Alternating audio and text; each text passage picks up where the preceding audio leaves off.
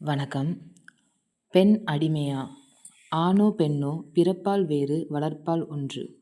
தீதும் நன்று மறிந்து தீய ஒழுக்கமின்றி வாழ்ந்து கல்வி கற்று பணியில் அமர்ந்து நிறைவான பிள்ளைகள் பெற்று நீடூழி வாழ்ந்து சமூகம் சிறக்க தன் எண்ணங்களுக்கு மட்டுமே கடிவாளமிட்ட குதிரை போல தன் கனவுக்கு அடிமையாகும் பெண் அடிமையா?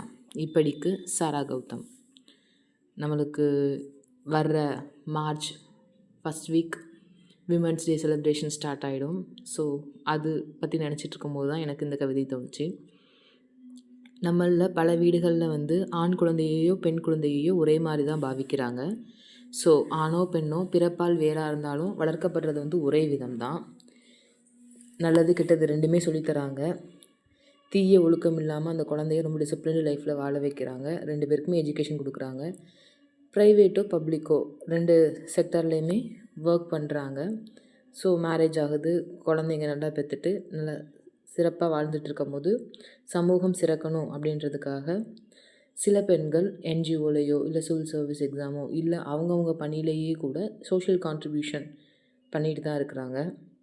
ஸோ சமூகம் சிறக்க தன் எண்ணங்களுக்கு மட்டுமே கடிவாளமிட்ட குதிரை போல். கடிவாளமிட்ட குதிரைன்னு ஏன் நான் சொல்கிறேன்னா, ஃபுல்லி ஃபோக்கஸ்டாக இருப்பாங்க அவங்களோட ஒர்க்கில், அவங்களோட லைஃப்பில். ஸோ கடிவாளமிட்ட குதிரை போல் தன் கனவுக்கு அடிமையாகும்.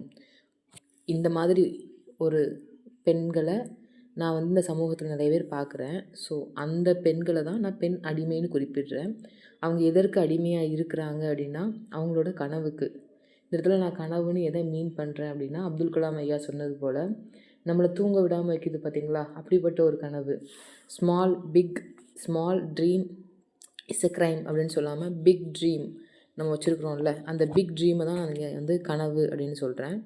ஸோ இந்த கவிதை உங்களுக்கு பிடிச்சிருந்தா லைக், ஷேர் அண்ட் சப்ஸ்கிரைப். இப்படிக்கு சாரா கௌதம். நன்றி.